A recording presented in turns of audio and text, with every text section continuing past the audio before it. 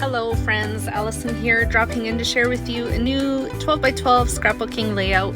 This layout is mixed media and it focuses on using up your phrase stickers, in particular Tim Holtz phrase stickers. But to begin, I did some mixed media using some Dino Wakley gloss spray. This one is Cheddar. I did prepare my background with gesso first, just so that the spray ink would not soak through the paper.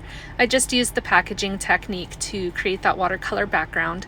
And then I used scraps of paper from my stash, just random pieces of paper, to create these torn edge borders, which essentially is going to act like a shelf in my layout. I tore one edge of the paper and then just layered them up all together. Once that was done, it is going to be layered over top of the mixed media. There I was just showing you the bits of paper that was left over after tearing off the one edge of these papers, which was like next to nothing. So bonus.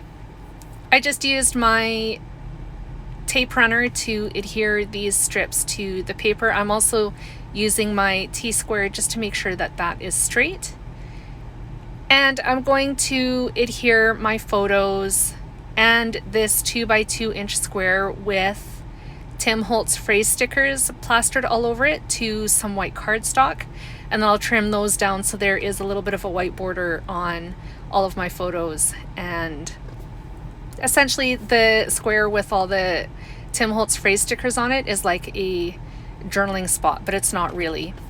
I was really interested in using up some of my phrase stickers. I have a lot of them, and not that I want to see them go really fast, but I was really interested in just kind of knocking a dent into them to get them used up just a little bit more quickly, so that you can add new stuff to the stash. And the idea to put them on a 2x2 square piece of paper as a decorative element struck me as I was creating this layout and thought it would be a really great idea. So I just chose random stickers off of Tim Holtz phrase sticker sheet and used them to decorate this little 2x2 inch square.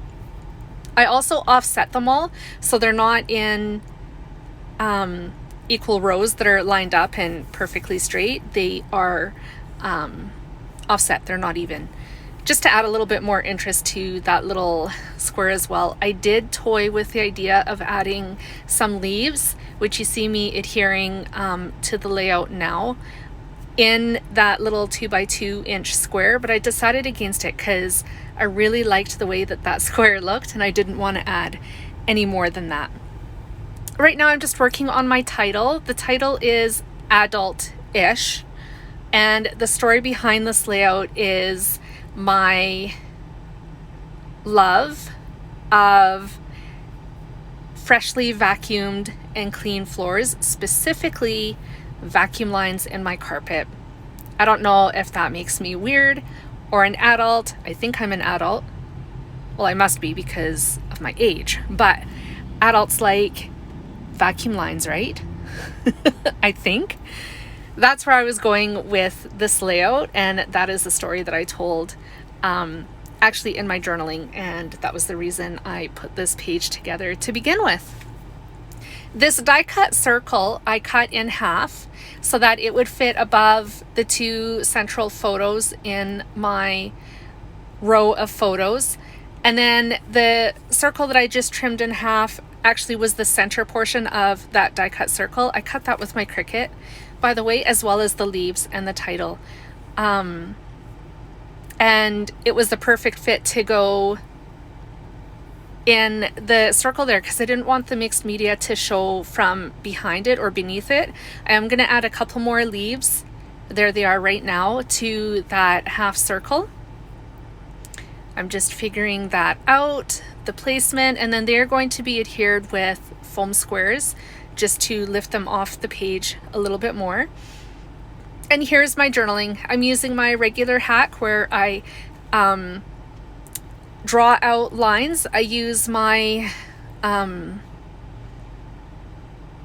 whatever this black pad is, the name of it escapes me right now, but I use a straight edge ruler and a pencil to mark out the lines, and then I write my journaling in between those lines and then cut them out. I'm just inking the edges of each of the journaling strips so that they have a little bit more presence on the layout. I'm going to use liquid glue to adhere them to the layout, especially since they are being adhered over top of gesso. Using just my regular tape runner is not sufficient enough for a good stick when I add journaling this way. So I like to use my liquid glue to achieve that. I also decided to ink the edges of the layout itself. The white layout mat is adhered to a neutral background, which is 12 by 12 inches. I used my tape runner to glue those together, and I used some toffee ink that I had in my stash to ink all of the edges on this layout. There's the date. And with that, I'm going to add just a couple more Tim Holtz phrase stickers because I couldn't resist. And with that, this layout is complete. I hope this layout inspired you to try something unique and different with your phrase stickers if you have them in your stash. And of course, if you are looking for phrase stickers because you don't have enough, definitely check out the Scrapbook Nerd shop because they do have phrase stickers there.